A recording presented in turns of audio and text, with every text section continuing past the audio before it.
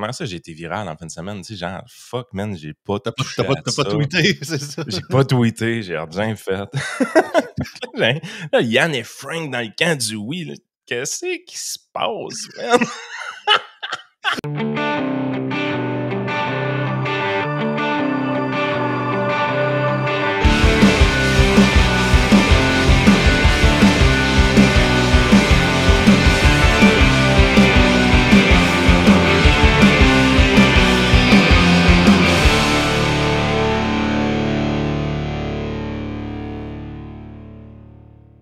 Hey, bienvenue dans ton Yann et Frank. Aujourd'hui, on veut un pays.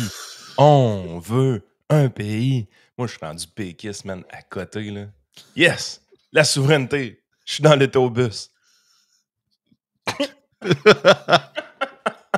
Qu'est-ce qui s'est passé en fin de semaine, Joey, man? En tout cas, écoute, autant que je veux pas bâcher plus sur le mouvement souverainiste plus qu'il faut, parce que techniquement, j'en fais quand même Moi, je partie. peux. Là. Ah oui, je sais, tu vas Moi, le j'ai faire. aucun problème avec ça. C'est ton show, tu fais ce que tu veux, là, puis c'est bien correct. Mais je pense que ça démontre vraiment qu'il y a beaucoup de gens qui lisent très peu ceux qui écrivent les articles avant de les lire. Parce que Puis il y a c'était beaucoup de gens clairement qui... marqué, là. et puis il y a des gens qui commandent beaucoup notre matériel comme si c'était des grands auditeurs, mais ils n'ont aucune idée de ce qui se passe sur nos plateformes. Je veux dire, écoutez, on vous met en contexte, vous allez comprendre un peu ce qui se passe. Moi, je passe la fin de semaine au baseball. Écoute, grosse fin de semaine de baseball. C'était les finales régionales dans le coin. Partie des Alouettes de Charlebourg le vendredi soir. J'ai retourné hier soir aussi. Malheureusement, ils sont éliminés. Du beau baseball, franchement, notre junior élite, c'était vraiment cool. Passe la fin de semaine de ces terrains. Hier, j'arrive, je pogne. Puis j'ai enlevé l'application de X sur mon téléphone. Je regardais ma consommation de temps que je mettais là-dessus, puis je trouve pas que c'est du temps productif. Fait que j'ai carrément flushé l'application. Je veux plus l'avoir sur mon téléphone.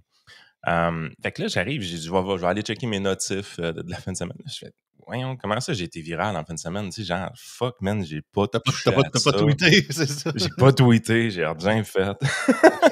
Là, Yann et Frank dans le camp du oui, là. Qu'est-ce qui se passe, man? Pensais-tu pendant 2 secondes que Joey avait fait un takeover de la chaîne? Non. Là, finalement, je me rends compte que on a quelqu'un qui a publié un texte la semaine passée Oui, sur Pilule Rouge, Samuel Lamarche, que je connais à peine, pour être bien honnête. Là. que je connais, c'est un ami à moi, c'est ça. C'est un ancien, il s'est impliqué beaucoup au PCQ dans les dernières années. Il a pris ça un peu plus lousse parce qu'il y avait, en tout cas, beaucoup de problèmes de santé. Je ne vais pas rentrer trop dans ses trucs personnels. Puis il avait été un ancien candidat du Bloc aussi dans le coin contre Jacques Gourde. Pas la dernière élection fédérale, je pense que c'est l'autre d'avant. C'est un vrai souverainiste. Oui, un souverainiste, c'est ça. Je te dis qu'il est plus grand ami que le Bloc nécessairement, mais c'est ça. C'est un souverainiste de droite. On va dire ça comme ça. Fait que Samuel, on le publie parce qu'on fait ça, nous autres, sur Pilule Rouge, publier des articles de gens qui ont le goût d'écrire, puis même s'ils n'ont pas la même opinion que nous autres, on les publie pareil. Il n'y a comme pas de ligne éditoriale. Je sais pas, je pense que je publierais quelqu'un de gauche qui voudrait écrire là-dessus. C'est juste que je ne comprendrais pas pourquoi quelqu'un de gauche voudrait écrire là-dessus. Mais on a publié son texte, Samuel Lamarche. Évidemment, on le publie sur Pilule Rouge. Vous savez un peu comment ça fonctionne. Là. C'est avec les algorithmes de tous les réseaux sociaux, faire venir des gens sur un site web, là, c'est un chemin de croix. C'est extrêmement difficile, c'est tough, c'est beaucoup d'efforts. Puis il n'y a même pas de pub sur notre site web. Fait que nous autres, que les gens lisent le site sur le site, lisent le titre ou l'article sur le site web ou qu'ils le lisent ailleurs, on s'en fout un peu. On ne veut pas bâtir un modèle publicitaire de publicité sur le site web. Fait qu'à ce moment-là, ce qu'on a décidé de faire, parce qu'on est devenu un média réel sur Facebook, ce qui veut dire qu'on est barré sur Facebook. Pilule Rouge, vous ne pouvez pas partager les liens de Pilule Rouge sur Facebook. De toute façon, ça ne marchait pas vraiment. Fait que ce qu'on a commencé à faire, c'est de mettre les textes directement sur la page Facebook. Et ça marche. Ça marche vraiment bien. On met la photo du texte, où est-ce que vous voyez le titre, vous voyez la photo qui a été choisie, vous voyez le nom de l'auteur. Le nom de l'auteur du texte. Vous la voyez dans la photo. C'était très bien écrit, d'ailleurs. Puis vous avez le texte, évidemment, que vous avez. Fait que le texte incitait les gens de droite à rejoindre l'autobus du oui. Mais c'est pas Yann Sénéchal qui a signé le texte, c'est pas Frank qui a signé le texte. Même pas moi. On l'a publié sur notre page Facebook, mais c'est Samuel Lamarche qui signe le texte. C'est pas nous. C'est ça. Ça fait des mois qu'à chaque semaine, on partage plein de textes que Pilule Rouge fait, que ce soit des chroniques de certains de nos collaborateurs, que ce soit des articles que Maxime fait, beaucoup sur l'actualité, des fois sa souveraineté, des Les fois sur lettres le ouvertes. fédéral, les lettres ouvertes, tout ça. Puis ça a toujours été le cas depuis des mois. Mais on dirait que là, il y a beaucoup de gens qui ont comme découvert notre site de nouvelles d'un dernier jour, puis qui pensent que c'est une déclaration de foi, c'est officiel. Yann et Frank is now for the we. Là. Tu sais, c'est. Oh ouais, man. Fait que là, c'était juste malade. Fait que, ça prouve, première des choses, les gens lisent vite en sacrifice. Oui. Je veux dire, sérieusement, tu te rends même pas compte c'est qui a écrit le texte. Là. Je veux dire, t'es allé vite. Puis quand que le feu. Tu sais, je veux dire, pour vrai, là, il y a des souverainistes que j'ai bloqués parce que j'étais plus capable de les sentir et de les entendre, là, qui étaient tout contents qu'on rejoigne l'autobus du oui, puis finalement, ils nous traitaient genre avec respect. Là, je veux-tu même manger de la merde, toi, tabarnak? On a eu Non, le non, mais traitement. c'est quoi, là, genre, quand on n'est pas souverainiste, on n'est pas dans l'autobus, on est des crétins, puis la journée qu'on fait comme Maxime Bernier, puis on dit « Ah oui, peut-être », et soudainement, on est des génies, là. C'est vraiment de même que vous marchez, là. La guerre des clans. Man, Ta-na-na-na-na-na. c'est pathétique, là. C'est pathétique. Fait que non, j'ai pas viré souverainiste en fin de semaine. Frank non Frank, plus en direct du Sud. En tout cas, on ne dira pas l'endroit exact, là, mais Frank, la dernière affaire au monde présentement qui a le goût, c'est de faire de la politique puis d'en jaser. OK? Il est en vacances, il s'en sac un peu. Fait que non, c'est pas une déclaration de foi pour l'autobus du oui, c'est simplement une lettre ouverte qu'on a publiée sur notre site. Ça a fait une très belle publicité à notre site, on s'entend. ah, puis Sam, j'y ai reparlé par la suite, puis autant que, c'est ça, bien Lui doit évidemment. être content, son texte a dû être vu par 100 000 personnes. Oh, ouais, il est très, très, très content du reach. C'est sûr, en même temps, il se dit, bon, c'est le prêt à payer, même si tout le même, c'est la moitié du monde pense que c'est que c'est Frank ou Yann qui l'a écrit. Là. Je me dis, gars, c'est pas grave. Il dit, au moins, le message a passé, puis c'est ça que je voulais faire. Fait que, c'est ça. Il est Parce quand qu'il y même en a qui content ont du partagé résultat. aussi juste le texte sans les photos Mm. qui montraient le nom de l'auteur. Fait que, tu sais, c'est quand même un petit ajustement qu'on va faire. Là, on en a parlé, moi et Joey, avant le show. Là, on va s'assurer qu'il y ait une ligne qui nomme le nom de l'auteur sur Facebook quand on le publie. Mhm. Puis j'ai commencé aussi sur X. Moi, mon compte X, j'ai l'intention de beaucoup moins tweeter là, maintenant. Je trouve que c'est un zoo, ce réseau social-là. Mais en même temps, j'ai un bon compte X bien développé avec beaucoup de followers. Fait que les articles de Pilule Rouge, je vais carrément les copier sur mon compte X. Il y a vraiment un format d'article qui est intéressant vu que j'ai un compte payant. Puis un compte, je pense que j'ai le gros compte payant là, avec X. Fait qu'on est en train de développer ça. J'ai commencé à le faire en fin de semaine. Puis je trouve le format vraiment le fun. Puis ça semble fonctionner mieux qu'avant. Ça existe depuis un temps, le feature article. Puis quand je le faisais au début, ça marchait pas vraiment. Puis il n'y avait pas vraiment de reach. Mais là, ça semble plus fonctionner un peu. Fait que vous voyez l'article qu'on a sorti ce matin sur Pilule Rouge. Puis on a un petit rythme léger présentement sur Pilule Rouge parce que Max aussi est en vacances de son C'est ça. côté. C'est ça chez Pilule Rouge puis chez Yann et Frank, les gens prennent leurs vacances en début d'automne.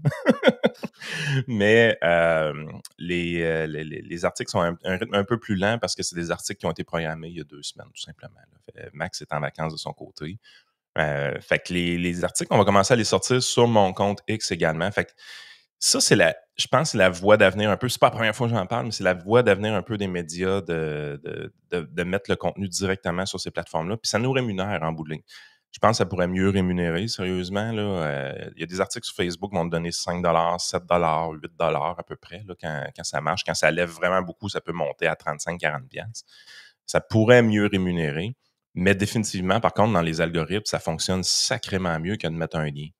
Fait que, tu sais, si on mettait le lien directement sur le site, si on avait le droit, mettons, sur Facebook, ou si on met un lien sur X, ça lève pas tant que ça. Si on met l'article directement, ça lève beaucoup plus dans les algorithmes. C'est eux autres qui contrôlent leur code. C'est leur prérogative. Puis il faut dealer avec. Puis c'est sûr que je comprends les médias traditionnels d'être frustrés de ça. Mais moi, en bout de ligne, on a mis en place le réseau d'articles, justement, puis de journalisme un peu indépendant pour que les textes soient lus. Okay? Le but, c'est pas de vendre de la publicité avec ça, c'est de faire lire des textes, de créer du contenu aussi pour notre podcast. D'ailleurs, l'article de ce matin, là, Ottawa embauche les contribuables paient les services des rails. Vraiment un bon article de Max. On va sûrement faire le tour dans la partie Patreon tout à l'heure. Mais c'est ce qu'on veut en réalité. On veut développer de cette façon-là. Tout ça pendant que PKP braille dans ces médias pour avoir plus de subventions de son côté, ce qui est assez pathétique, honnêtement. Là. J'ai Je des trouve extraits ça... audio pour la partie Patreon de ça, d'ailleurs. Ben, C'est tout. écoute, moi, là, j'ai écouté son plaidoyer avec Mario Dumont. Je trouve ça extrêmement pathétique. Premièrement, c'est une entreprise qui fait plus de 500 millions de revenus annuels. OK? Je parle pas de profit, mais bien de revenus. Hmm. Avec 500 millions de revenus annuels, si tu gères tes dépenses, tu devrais être capable de faire un profit quelque part. Si tu fais pas de profit, c'est que tu as pris des décisions d'entreprise qui ne fonctionnent pas. Tu as 500 millions de revenus, man. Là. Un demi-milliard de dollars. Là. Puis quand tu regardes dans les dernières années, on pense que les revenus chutent. Ils chutent pas tant que ça chez TVA, les revenus. Ils chutent pas tant que ça. Ce qui va arriver, c'est qu'il y a de plus en plus une part de ça qui est gouvernementale. Et le gars tête des subventions supplémentaires dans ces médias avec des animateurs de télé qui ont des contrats dans les 6 chiffres. Là. Je veux dire, quand tu es avec Mario Dumont, là, on parle pas d'un gars qui est à 70 000 par année. Crime, non. Je pense pas que ce soit 100 000 non plus. Si j'ai agacé, je sais pas, mais on doit être autour de 500 à peu près. Là. Je veux dire, tu peux pas arriver, puis dans ton show, tu sais, je veux dire, tu tiens les politiciens par les couilles quand tu possèdes un réseau comme Québécois. Tu les tiens carrément par les couilles parce que c'est toi qui décides si tu te fais élire ou pas carrément, ou presque. Là. Vous l'avez vu, le PSPP, là, il était complètement ignoré par Québécois. La journée que Québécois a commencé à lui donner de l'attention dans la deuxième phase de la campagne électorale en 2022, il a commencé à remonter dans les sondages, puis depuis ce temps-là, il a même passé en première place au niveau des sondages au Québec. Tout ça avec l'appui de Québécois tacite derrière ça. Là. Tu sais, je veux dire, ils ont le pouvoir de vie ou de mort sur les politiciens et ils le savent et ils l'utilisent pour aller se têter des subventions en ondes. Moi, je trouve ça scandaleux. Leurs clients, c'est plus les publicitaires, c'est plus les publicités qui vendent, c'est pas les commanditaires, c'est pas ça, c'est plus leurs clients, ça. Leurs clients, c'est rendu le gouvernement. Puis ça marche à coup de menace, carrément. Là. Sérieusement, il y a suffisamment de revenus chez Québécois. Ben, pas Québécois, mais Groupe TVA, évidemment. Parce que Québécois, c'est plus l'entreprise qui gère Vidéotron. Puis ça, c'est une vache à lait, by the way. Là, ils font de l'argent. Là. Ils en font rien qu'en masse, mais c'est vrai que Québécois n'a pas d'affaire à subventionner TVA. Je suis d'accord avec le point de PKP. Mais est-ce qu'on peut aussi dire que PKP maintient en vie artificiellement une entreprise déficitaire parce qu'il aime le pouvoir que ça lui donne? Là? Parce qu'avec 500 millions de revenus demain matin, là, donne-moi sa business puis je vais te la rentabiliser. OK? Si tu veux rentabiliser Groupe TVA présentement, tu es capable de rentabiliser Groupe TVA. Radio X, là, c'est une antenne de radio dans la région de Québec, là, puis elle est rentable, cette antenne-là. Ils vendent plus de publicité que de salaires qui sont payés à leurs employés. Ils font un profit à chaque année. Ils font un profit. Radio Pirate fait un profit. Nous autres, on fait un profit. Hey, on n'a vraiment pas beaucoup de revenus, puis on fait un profit. Là. Oh, mais vous n'avez pas des centaines d'employés, puis tout ça, puis le CRT, le CRTC. Ta business. C'est de la poutine interne, buddy, là, man. J'ai tes salaires. Je veux dire, tu surpayes du monde. Est-ce que, sérieusement, les gens qui ont un show de télé de 2-3 heures par jour, le gros max, là, ça mérite des salaires d'un 300, d'un 400, d'un 500 000? Sincèrement, là? La réponse, c'est non. Fait que gère tes contrats, puis c'est avec nous patience. Fait que parce que si on arrive puis on vient prendre des taxes, des impôts dans les poches des contribuables pour subventionner ces médias traditionnels-là qui surpayent leurs employés, je veux dire, c'est un scandale. Puis si en plus le boss qui est multimilliardaire, ça en va têter ces subventions-là devant des employés surpayés. C'est spécial en sacrifice. Tu sais, c'est parce que c'est qui se fait fourrer là-dedans? C'est le contribuable. Puis en plus, ils contrôlent une partie de la population avec leurs médias.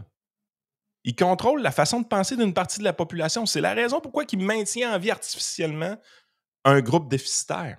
Ça fait son affaire. Il aime le pouvoir que ça lui donne. Puis, hop. Écoute. Je capote. Je capote. Moi, je trouve ça gênant. Si t'es multimilliardaire et tu t'en vas quêter à TV, man, c'est gênant.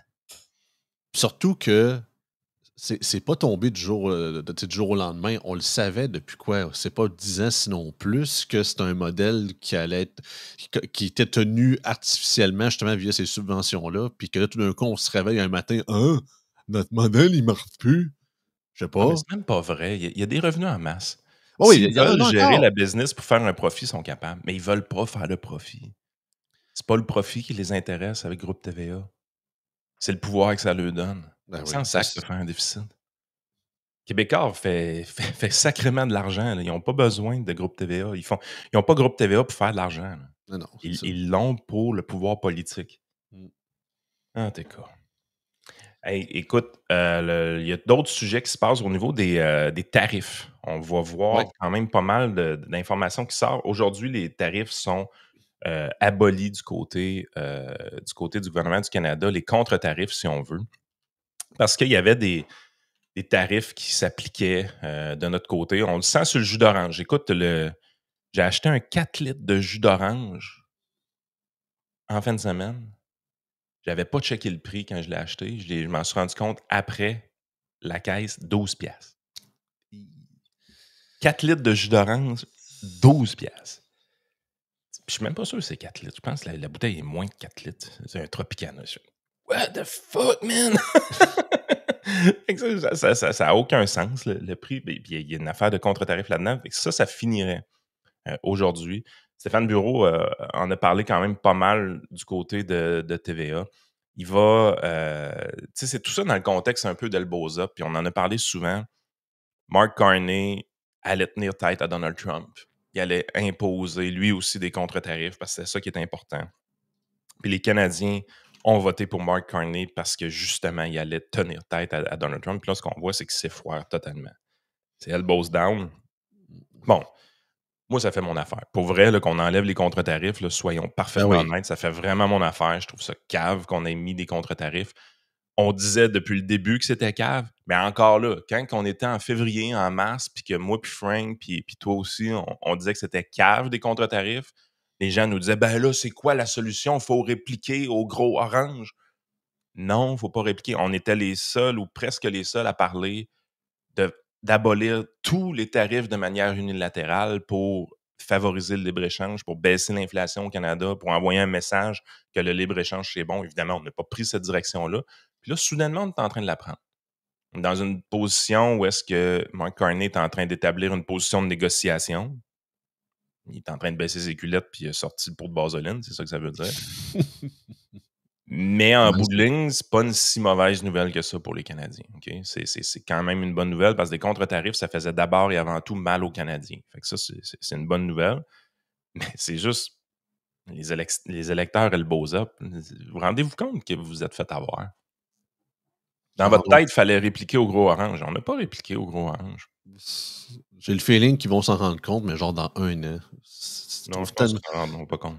ben, c'est ça, la mémoire du lecteur moyen est tellement courte que pour eux autres, c'est encore: «Ah non, il nous défend contre Trump, là, puis il fait une bonne job». Bon, on l'a vu, les stats de la semaine passée ou il y a 2 semaines, là, les Québécois sont ça c'est les top au c'est les plus Canadiens des Canadiens, les Québécois. Ils trippent sur Mark Carney comme c'est pas possible. Ils trippent aussi sur PSPP, ça aussi, c'est assez spécial de l'autre côté, mais c'est ceux au Canada qui adorent plus le gouvernement libéral actuel, c'est les Québécois.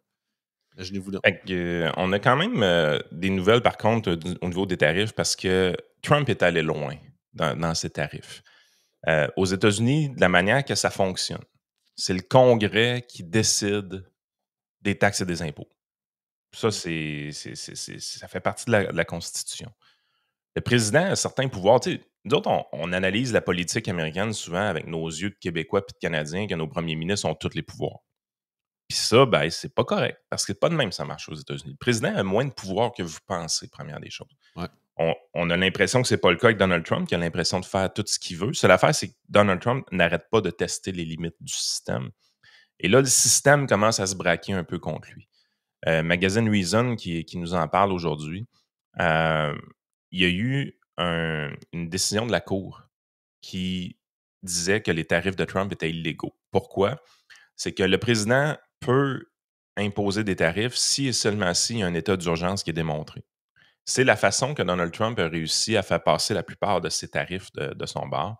C'est la raison, par exemple, qu'il disait qu'il y avait une crise du fentanyl avec le Canada. C'est le bout de la crise du fentanyl était vraiment important pour lui permettre de déclencher un état d'urgence, pour lui permettre d'avoir les fameux tarifs qui sont implantés.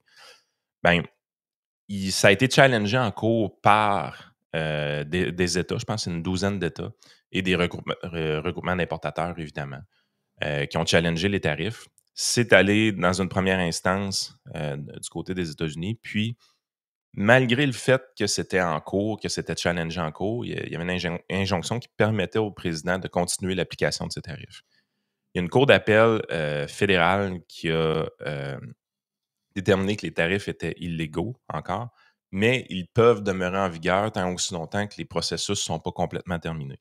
Si vous voulez, on peut aller un peu dans l'article de Reason, qui est quand même assez bon. Là. En statuant contre les droits de douane drastiques que le président Donald Trump prétendait imposer en vertu de l'International Emergency Economic Powers Act, donc c'est les pouvoirs d'urgence. Mm. Si ça ne vous allume pas une cloche, les pouvoirs d'urgence, là, pensez à la pandémie, ce qui s'est passé. Ouais. Qu'est-ce qui a permis au gouvernement de vous enfermer dans vos maisons puis de renouveler l'état d'urgence à tous les 10 jours? Ben, c'était des lois qui donnaient des pouvoirs d'urgence au premier ministre. À peu près toutes les démocraties ont ça. C'est que tu skippes des éléments de la Constitution temporairement pour une situation d'urgence. Puis que ce soit des affaires climatiques ou plus de météo, je voudrais dire, ou des conflits armés ou des choses comme ça. Tous les pays ont ça. Par exemple, en Ukraine, présentement, il n'y a pas d'élection depuis un bout de temps parce que c'est l'état d'urgence en Ukraine. Tous les pays ont ça, mais il faut apprendre à se méfier de ces états d'urgence-là. C'est la raison pourquoi aussi, on vous le dit souvent, là, quand que les gauchistes sont dans les rues à Montréal et qu'ils disent « c'est l'état d'urgence climatique », là, tu es là, tu dis « Hey, time out! OK, arrêtez avec ça. » Les mots veulent dire quelque chose. Quand on arrive avec l'état d'urgence climatique, ce que ça veut dire, là, ce qui n'est pas dit, c'est pas dit à nulle part, mais ce qu'ils veulent, c'est qu'un premier ministre utilise des pouvoirs d'urgence pour imposer sa volonté au peuple. Donc, de bypasser des éléments de la Constitution pour imposer sa volonté au peuple. Fait que quand on est tout le temps là à utiliser ou à banaliser les mots état d'urgence à tout bout de champ pour à peu près tout, bien, ce que ça fait, c'est qu'un président aux États-Unis va utiliser des pouvoirs d'urgence pour faire passer son agenda, qui est un agenda politique. Est-ce qu'il y a réellement un état d'urgence aux États-Unis au niveau économique? La réponse est non. Québécois voudrait vous faire penser que oui. Là. Franchement, vous êtes allé aux États-Unis cet été. Voyons, avec la guerre des tarifs, franchement, vous n'avez pas peur de votre sécurité. La Cour d'appel fédérale des États-Unis n'a pas tranché la question de savoir si cette loi autorise les taxes à l'importation. Elle n'a pas non plus confirmé l'injonction rendue le 28 mai par le tribunal contre les droits de douane. Cependant, le circuit fédéral a convenu avec le CIT que ces droits de douane étaient illégaux et son raisonnement souligne l'audace de l'affirmation de Trump selon laquelle la loi d'urgence lui confère le pouvoir de réécrire entièrement les barèmes tarifaires approuvés par le Congrès. La décision porte sur 2 recours contre les droits de douane imposés par Trump, l'un déposé par plusieurs entreprises et l'autre par une douzaine d'États. Les 2 groupes plaignants ont soutenu que Trump avait illégalement saisi ses pouvoirs appartenant au Congrès. La Constitution confère au Congrès, et non au président, le pouvoir de créer et de percevoir des impôts, droits, taxes et assises. Et bien que le Congrès ait délégué cette autorité au président dans de nombreuses lois, le circuit fédéral note dans un avis non signé, auquel se joignent 7 membres d'un panel de 11 juges, qu'il a toujours utilisé des termes clairs et précis, citant les termes « droit » ou l'un de ses synonymes. De plus, le Congrès a toujours imposé des limitations procédurales et substantielles bien définies au pouvoir tarifaire du président. Pourquoi c'est important, cette affaire-là? C'est qu'au Congrès, aux États-Unis, les lignes de parti ne sont pas super bien respectées. Puis c'est une des bonnes choses du système aux États-Unis.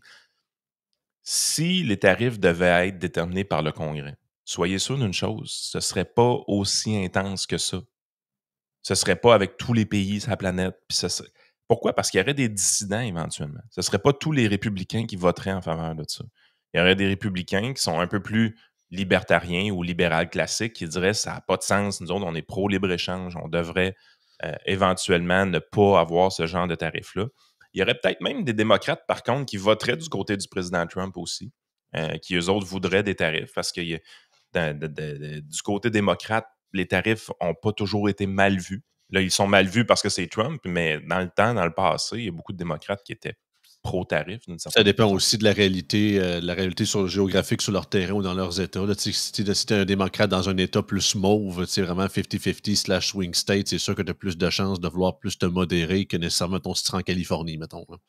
Oui, puis même des réalités extrêmement locales. Tu sais, on voyait un article récemment passé, par exemple, que le boudage des Canadiens envers les spiritueux américains faisait Mm. en sorte que Jack Daniels a vu ses ventes baisser pour de vrai.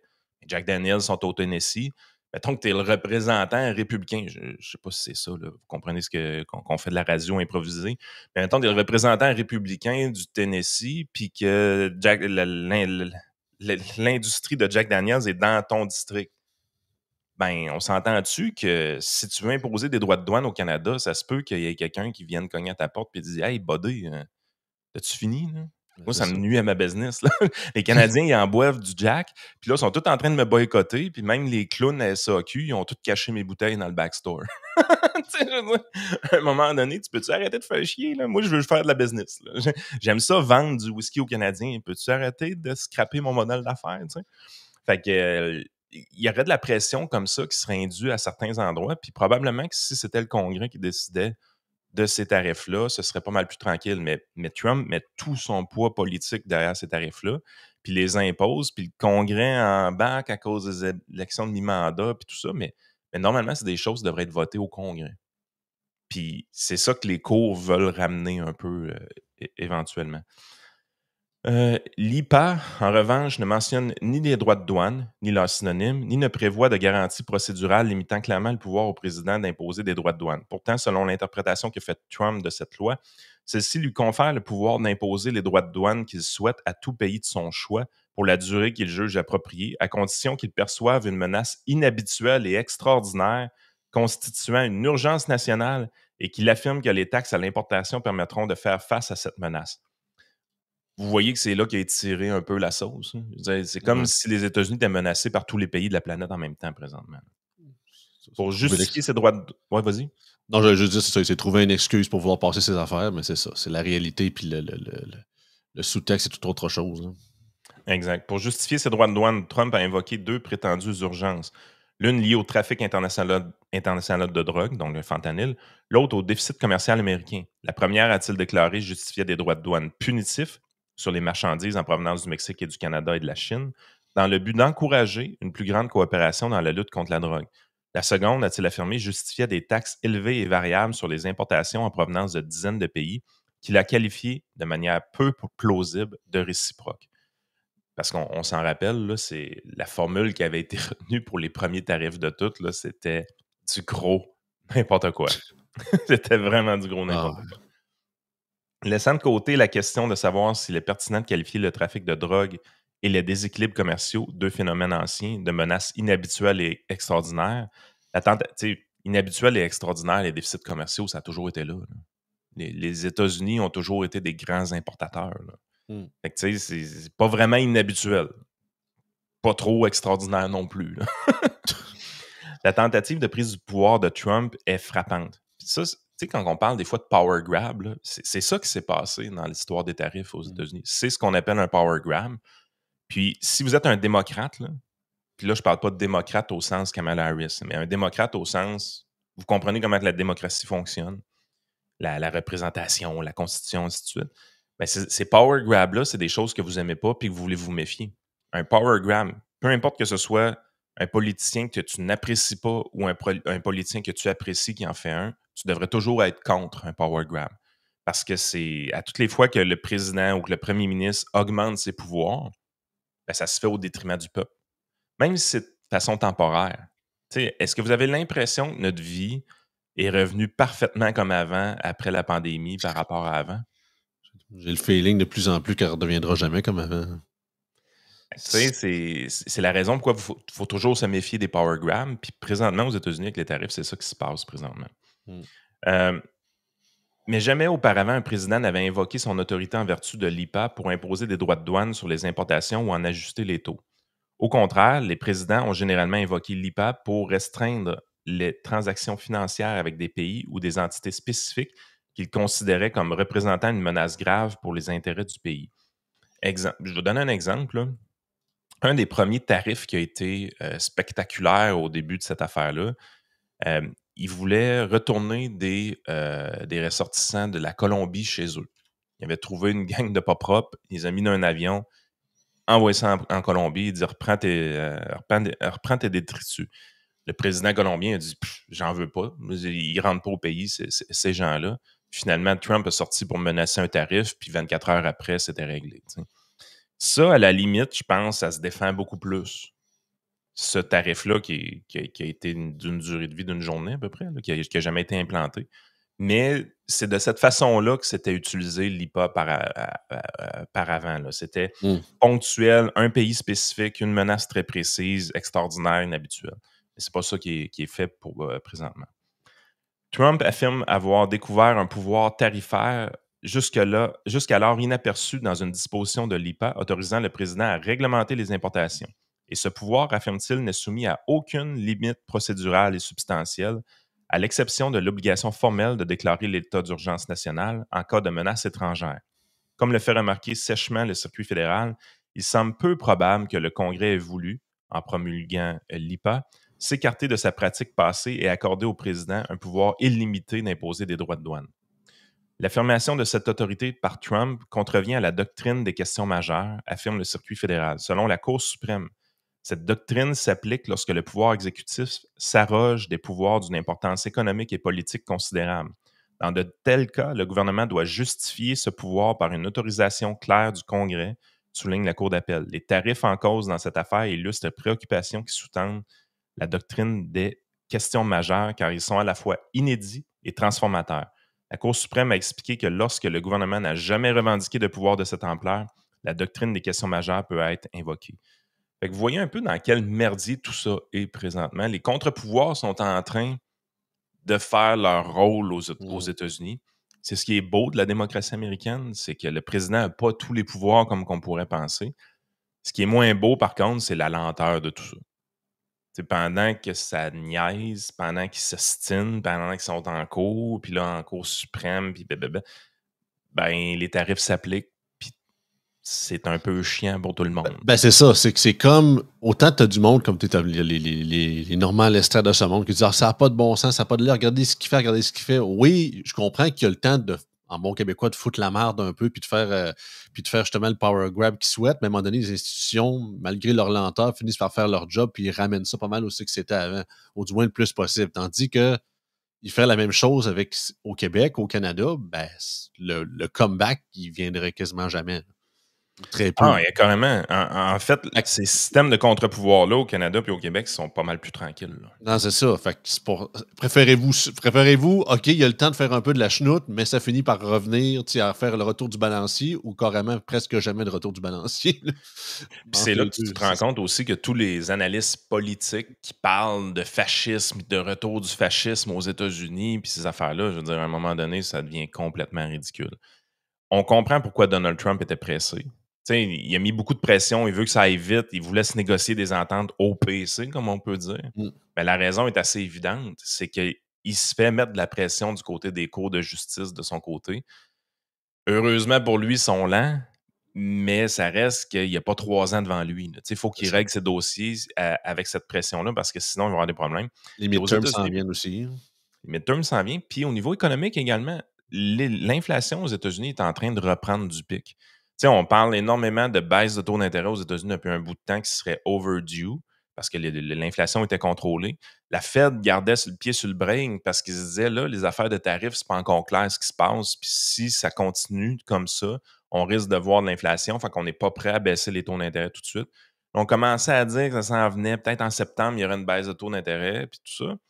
Mais là, tu regardes les derniers chiffres d'inflation, puis l'inflation, le core inflation qu'on appelle, donc celle qui exclut l'énergie notamment, puis les produits alimentaires, ben, elle a tendance à, elle était flat, elle était basse, puis là, elle s'en vient, elle est en train de monter. Pourquoi elle est en train de monter? Les tarifs.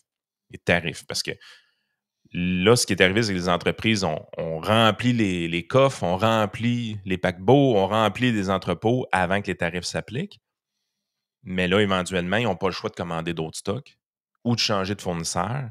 Puis ça fait en sorte que ça augmente les coûts, puis la chaîne de production est déraillée un peu. On l'a vu dans la pandémie, là, touche à la chaîne de production, puis ça finit par coûter cher. Ben, c'est ça qui arrive présentement. La chaîne de distribution, la chaîne de production est déraillée, puis l'inflation recommence à monter. Ça va être tough baisser ton intérêt à l'automne si l'inflation elle remonte. Fait que le temps est compté pour Trump au niveau juridique, puis il est compté aussi au niveau économique parce que l'inflation recommence à tiquer par en haut.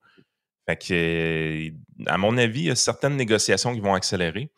C'est un peu pour ça que Mark Carney laisse tomber les contre-tarifs. Je pense qu'il s'en vient des négociations assez intenses avec les États-Unis pour le Canada et les États-Unis. Puis les tarifs canadiens qui sont imposés, les tarifs américains qui sont imposés au Canada, ça touche genre 10 ou 15 des produits à peu près, là. C'est pas. Tu sais, l'accord de libre-échange tient encore la route. Il y a encore. La plupart Mmh. des biens sont encore à 0%. Il y a une passe. Les Américains ont fait la stupidité des Canadiens. Avant ça, les Américains pouvaient importer des petits produits canadiens en bas de 800$ sans aucun tarif, sans aucun droit de douane. Ils ont laissé tomber cette exclusion-là. Apparemment, ça fait mal à plusieurs joueurs au nord de la frontière. Mais je veux dire, moi, je lisais les articles par rapport à ça, ça me fascinait. Les entreprises canadiennes dénoncent le fait que Donald Trump, maintenant, impose un tarif pour des biens en bas de 800$. Ça fait mal à leur modèle d'affaires. Chris, c'est ça qu'on fait depuis tout le temps, nous autres. Nous autres, là, on impose des droits de douane pour des affaires en bas de 800$ depuis toujours, là. Fait que là, ça vous fait pas allumer, genre, que c'est stupide aussi, nous autres, ce qu'on fait? Ou faut l'expliquer lentement? En Surtout tout cas, dans un pays qui présente son identité pour dire qu'ils sont pas américains, hein. Dans ce rendu là, c'est ça. Ça montre à quel point exact. Hey, on dit merci à nos commanditaires, Range oui. Brand, Yann 10% de rabais de leur côté. Merci à Range Brand d'être un fidèle commanditaire depuis très longtemps. Ready for Canada pour tous vos besoins en termes d'immigration, remplir la paperasse, les red tape, au niveau de vos employés, au niveau de votre famille. Et plus les règles, les gouvernements mettent des règles, plus Ready for Canada a de la job. Plus les gouvernements baissent les seuils d'immigration, plus Ready for Canada a de la job. C'est niaiseux de même. C'est c'est contre-intuitif, mais c'est niaiseux de même. Mmh. TLF Dessin, un groupe de dessin industriel pour vos projets de construction. Si vous avez besoin de gens qui sont spécialisés en dessin industriel, faites affaire avec TLF Dessin. Zone qui a une succursale à Lévis, que je vais aller visiter très bientôt. Mon fils a pété son écran de cellulaire. Bon. Donc, je vais aller regarder pour faire réparer ça avec eux, qui ont une promo en septembre de 50% de rabais sur les batteries iPhone en magasin. Donc, vous n'avez rien de spécial à faire, juste vous pointer en magasin pour avoir cette promo-là. Et Naya, une agence d'immigration clé en main. J'ai rencontré un ami qui a utilisé leur service. Donc, il est quand même assez satisfait des services qu'il y a eu avec Naya de son côté. On parle d'un visa investisseur de son bord. Donc, on achète une entreprise aux États-Unis pour éventuellement avoir un visa investisseur, passer plus de temps aux États-Unis, qui est à carrément 12 mois par année qui est possible après. Donc, il a été Donc, accompagné par cette entreprise-là, puis très satisfait de leur service. c'est l'inverse de Ready. Ready for Canada, c'est pour venir ici. Naya, c'est pour partir. On a les deux choses.